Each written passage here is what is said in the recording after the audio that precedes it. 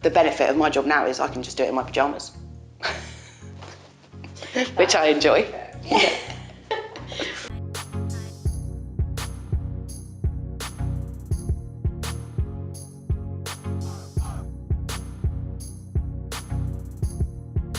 So my name is Lizzie Jobling and I'm a voiceover artist.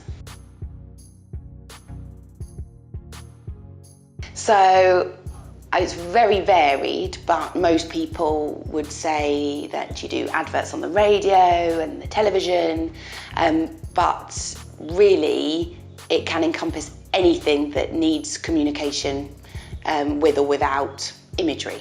So that could be on the TV or radio, as I said, or explain a video. So if you've ever bought an appliance, for example, and you're not sure how it works, if you type it into YouTube, you may well find that there's like an explainer video and there's a voice in the background, and unless you point it out, you don't really realise that they're everywhere. About 6 years ago, when I met my husband, who's a creative person, when we first met, I would do lots of voices, because I can do lots of different voices, and just mucking around the house. And he said, you know, you really should look to get into being a voiceover artist. And obviously I'd never even thought of the notion, so I just thought, oh, well, there we go. And I was working in social care at the time, supporting vulnerable families, and then it kind of got to a point where I really wasn't enjoying my job. I was finding it really stressful, totally thankless, moneyless, too much pressure, really, to be honest. And I got to a crossroads, and I thought, right, I'm not really sure where I want to go forward, so I'm going to do a bit of research into voiceover work, and that's where I came across a studio up in London, and they offer like a whole range of courses and workshops and training and that sort of thing. So I booked onto I bought a package, and it was like an introductory workshop, and then it was one-to-one coaching sessions, and then you could record a reel, which is the equivalent of a CV for your voice. So I booked onto that, and I enjoyed it so much that I thought, I'm going to quit my job. And I did. And that's how I got into it. So it's quite interesting, because I think if you interviewed a selection of voiceover artists, their days would be different, because I own my company. So how I run my company is different to everyone else. But I do know that in this current voiceover industry, it's totally flooded. So you can get a computer and a microphone and call yourself a voiceover artist, but it doesn't mean you're going to get any decent work. It doesn't mean you're going to be able to make a living. And to do the job that I'm doing and be anywhere near successful, you have to be utterly tenacious. You have to be really strict with your time, and you have to be willing to push even when you're not getting any leads. So every day I have 2 children. So I wake up, I sort the children out, I get rid of them. Then I come home, I do whatever I need to do in the house, and by 8:30, which is when most people start work, if not 9 o'clock, by 8:30 I've opened up my computer, I'm checking my online sites. A lot of the jobs that I win, I'm members of online sites, so auditions go up, I apply for them from my home studio. So I check on the previous day's auditions. Did I win the auditions? Have they been viewed? Then I'll go onto LinkedIn. I'm growing my network on LinkedIn, and I will reply to any messages that people have sent me. I'll do a bit of social media. I'll pop up a video of a job that I've done. And then on days that I've got jobs booked in, I'll be recording. They'll get sent off, and then the producer might email back saying, can we have an amendment on this pronunciation or whatever, and then I'll do that. On days that there are no jobs booked in, I spend majority of the time online researching into anywhere that might use a voiceover artist. So you have to be creative and think out of the box. It's not just, contacting the local radio station, because they're not interested in talking to you because too many people are emailing them. So for example, this past month, I found an online review of video production companies in the UK, and there were 4,000 on there. And so I worked my way through that list, and I have now emailed maybe nearly 3,000 of them my details. But what that entails is looking up the company. What do they do? Who is the managing director? Because it's no good sending a generic email because people get annoyed. So people like it to be personal. And again, that's where I can bring in my skills from my previous roles. And so I've been working my way through these. You know, for every 10 emails I send, I get 2 back, so I reply to that. They then maybe want a demo from my studio, because my studio quality will determine if I will get a job.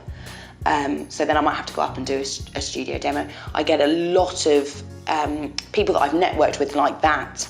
They will have custom demos they want me to do. So they'll say, right, we've got a client that wants this job. Could you read these lines, a few versions, and we'll send it off. So I spend my day doing that. And then again, I go back and check my casting sites. Any new auditions gone up, I'll audition for them. I will check if they've been checked, and then you just do it again. And some days you are just doing that and you're not getting any paid work, but then other days you have 5 jobs and you've made £1,000. So it's just pushing all day. So yeah, I do get called up to town to do jobs. Bigger jobs, bigger productions where they need the sound quality to be absolutely tip-top. But to be in the voiceover industry now, you have to have a home studio. Unless you don't want to make any money and you want to work for free. Because renting out a studio for a producer will cost £600 an hour. So if I can offer that, they are then saving £600 an hour and they're only being charged my fee. So financially, it's better for them too. So when I found the show reel up in town, it was an actress friend of mine actually that pointed me in their direction. They offered this sort of package, and once I'd done the introductory workshop, which was really enlightening, and I would say for any profession that anyone's thinking of going into, just do some research, because there were 8 of us on the course, and I think 4 of them were like, this isn't for us, this isn't what we thought. So that is really, interesting. So I did this introductory workshop, I did some vocal training, I produced my reels, and then the next step was, if I want to make this a job, I need to have a home studio. I know nothing about sound, audio quality, I do now. So I booked back onto a home studio course, and that's what I did, yeah. So I spent 2 days up in town learning about acoustics, about reverb, sound, audio quality, and so I learned the fundamentals of building a studio. By studio, I say that to sound posh, but it's actually a cupboard. And then I also learnt the technical side, because I'd never recorded, edited audio in my life. So then I learnt all of that too. Well, I mean, working for yourself is amazing, because I am quite a particular character. I like things done a very certain way. I'm totally impatient, and that is a good mix for working for yourself, because you get stuff done, basically. You don't really rely on other people. So I find it really satisfying that at the end of the day, nobody's told me the jobs I have to do for the day. I've made my to-do list, I've completed my to-do list, and I might have made £500 as well. That's pretty satisfying. I think also, because this is very new to me, the job satisfaction I get from the fact that I knew nothing about this 6 months ago, and now I am a full-time voiceover artist, that is just a job satisfaction that just keeps rolling, because every day I get more experienced anyway. Very recently, in the past maybe 3 weeks, I get a lot of newcomers to the industry asking my advice. Now, to me, that says I am portraying through social media and on my online imprint, you're a professional, you're doing well at this job, and actually I do and am able to offer them practical advice, and that is quite nice for me. Obviously I don't get paid for doing that, but it's quite nice to think I'm definitely doing something right if I've got people coming to me. The most challenging part is, it is a push. Even when you have you know, I'm quite sort of anal in regards to budgeting. So even when I've made enough money for the month, because you're running your own business, you don't sit back and think, well, that's fine for this month, because you don't know next month that you are going to make any money. So even when things are really good, you still have to push, which isn't so bad, but it's when you haven't had a job. For a prime example, beginning of August, the whole of Europe goes on holiday. Now, I didn't know that because I've been working in the social care industry, and I'd gone from turning jobs away in the summer to having no jobs. And it really panicked me. So for 3 weeks of August, I was thinking, oh my goodness, what's happened? And so what was a challenge was to have that mentality that I spoke about of waking up and saying, right, sort your children out, get the house ready, start work at 8:30. What are you going to do to generate work? And that's when I came across, thinking outside the box. Who can I contact? Where can I sell myself? And it is a challenge to push even when you're not getting anywhere. But that's when you make a decision, and this is where people fail in building anything for themselves. People just get deterred and think, oh, well, it's not going anywhere, I'm not going to do it. But ultimately, what I've learned, if you want to make something work, don't stop till you've made it work. And if that means just pushing every day when nobody's replying, it doesn't matter, because the next day somebody will reply. And that's what I've learned. If you stop at the day nobody replies, you never will get another reply. And I just don't. So the challenge is to push even when you're not getting anywhere. But I've learned you will eventually, it will just come good. And it does. So there is no training necessary at all. As I said a few times, get a computer and a microphone, sit in a cupboard, and you could go. But you will not get work. Or if you do get work, there's a couple of things. You'll be really undercutting the industry, which is a big, big problem at the minute. There's a very big divide in old school voiceover artists and new voiceover artists. The going rate is £250 an hour for a voiceover artist. But if you're new to the industry and you have not been properly trained, you can get a job for £60 an hour, which in today's society is good salary anyway. But you are undercutting the industry, so you can do it with no training, absolutely.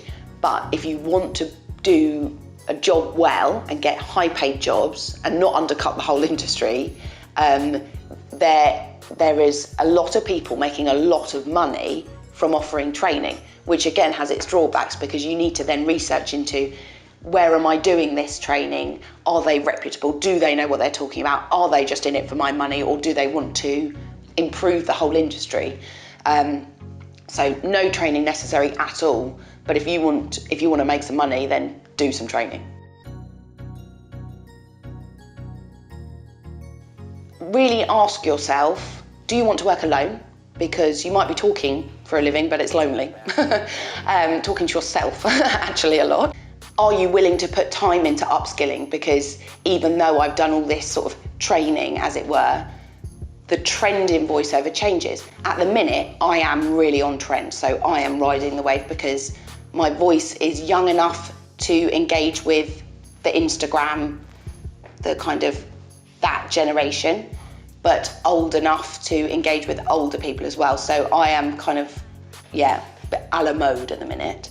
But I won't be forever, and I will have to upskill and change. And are you willing to do that? So just ask yourself some serious questions about what it does come down to a personality type. And I'm just an anal to-do list type person.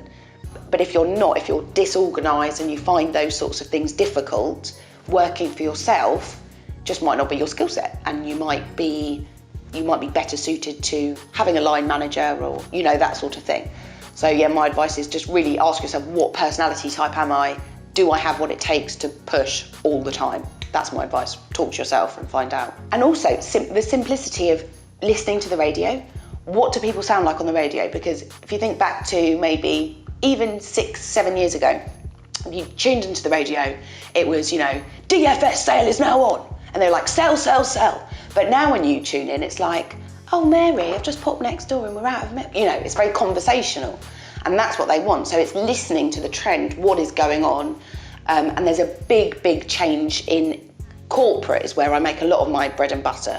money, and it's normally for very dull, very boring things, but nonetheless, medical explainers, that sort of thing, which actually they can be quite interesting. But they used to be very straight reads. You had to enunciate very clearly, no emotion. There's just a message and it needs to be heard really clearly. But now, the conversational, relaxed tone is eking into that side of the industry. And so, even though I've only been doing this a short while, my training told me that corporate has to be very straight read, no emotion. But that's changing now. So I'm having to actually, when I'm doing a little recording, instead of, just trying to read it emotionless, I'm trying to have to add that in. And that, I'm not a trained actress, and that takes practice. So the more you practice, the better you get. One of the skills that you need is you need to be on the ball, and you need to be willing. If you've asked somebody twice, you need to not be ashamed to ask again, would you like me to complete this piece of work? But then the other skill is to know when to stop, and I am having to learn that skill because it does not come naturally to me. I am, like a dog with a bone, quite frankly. So I'm having to learn a skill that when people aren't responding, to keep being polite, because ultimately, even if they don't take you on for this job, they are a lead for a future job. You cannot upset people when you're working for yourself unless you never want to do a job for them. Most often, you will get a script and a bit of direction and you'll have to interpret it and deliver it. And that is a skill, because you need to think, who's the audience? What are the punch words in this script? So in every piece of script you get, they will want emphasis on certain words. Finding that, because ultimately, because of who I am, my DNA, my character, my life, my upbringing, I will, if I receive quite an emotive script, I will take the message from it that I want, but that might not be the message that they want. So the skill has to be, this isn't about you and how you relate to this, it's about how you're going to relate that to the people they want it related to. And that is quite challenging. Ultimately, another skill is acting. And, I'm not trained in acting. I actually hated drama at school. But funnily enough, my Asperger's has come into play in this, because females in general on the spectrum are very good at masking, so changing how they behave according to situations. And ultimately, that is now what my job is. I am pretending to be different people depending on what job I'm doing. So you have to be very adaptable as a skill. And you have to be willing, the other skill I'm not very good at is taking criticism. And ultimately, people will only tell you because they want the job to be done the way it needs to be done, but try not to take it personally, especially when you think, well, I've done a really good job on that and my way's better. That's not a good skill to have, and you just need to zip it and just kind of go, okay. So that's a skill you've got to be able to have, take criticism, which I'm learning. Industry's tricky. It's a bit like any industry, actually. In sort of the creatives, like acting, singing, whatever, to get a job, you have to have had a job. So you have to be willing to do stuff for free. So you start at the bottom and you work the way up. Now, luckily, for whatever reason, I never had to do anything for free, so that was good. But I did start with some really low-paying jobs just to get some credits on my CV. So I started doing that, and very quickly, I don't really bother with those jobs now, because they are also undercutting the industry. So it's a very fine line to get some credits without kind of ruining everything. And now I'm just taking higher paid jobs for more reputable clients, sort of big branded clients that other clients in the industry would recognise. The next step was to find an agent, and an agent will not take you on unless you've had reputable jobs. So again, it's that tier. So 2 months ago now, I managed to get an agent, which I'm really pleased about, even though he's yet to get me any work, but whatever, apparently it takes a long time. But it's just fine because I'm busy, whatever. So the next step was to get an agent, which I've done, and then it is a case of just, the agent will have better connections than I can get, so they will have direct connections into TV, film, radio channels, and that is the exposure then that sets you above other people. So for example, if you get put on a television advert, you're basically jumping from a £900 job to a £9,000 job, and that is where you want to go. So every day I'm always trying to pitch myself a bit bigger and slowly eke up the ladder, because once you've been accepted into those types of jobs, that is where your platform is. So ultimately that's where I'm going. I mean, I have just completed a couple of things for Spotify, so that is definitely on the way. And I am starting to audition for TV jobs, and I'm starting to be asked to audition. So that was another step. So initially jobs would come up and I would just be auditioning for everything. But now that I've grown my network and my details are with lots of agencies, lots of departments, I get contacted a lot. And I've noticed it's not just, would you complete this 5-minute corporate job, but we're pitching for like for example, I get put for M&S and BP adverts, and I did I got pitched in the new Love Island, Love Island sponsored by Superdrug. So I can see the change happening, and ultimately it's to get on the telly, because that's where they're. Well, it's something I wish I knew, and I still try and make myself know currently every day, that you cannot be busy every day. Because everything I learned and everything, if anybody looks into this industry, everybody says, don't quit your job to do it, you won't make enough money. But on the other hand, and this is what I tell other people when I'm asked, if you have the time, you are then available to make the money. If I had a job and did this on the side, which is majority of people in this industry, it's a numbers game. If I get my audition in within the top 10, I'm going to get that job. If I don't, because I've been at work and mine's 400 down the line, they're not going to listen to 400. They will have just found their first one.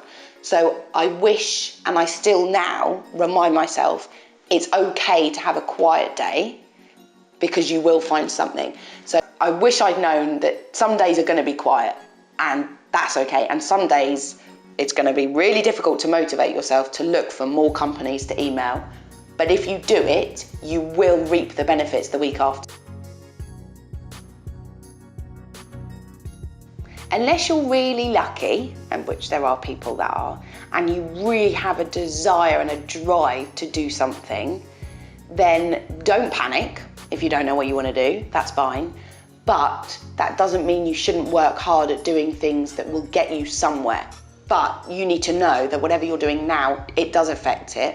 And if you can just work hard at getting decent grades, it doesn't matter then what you do, you will be successful.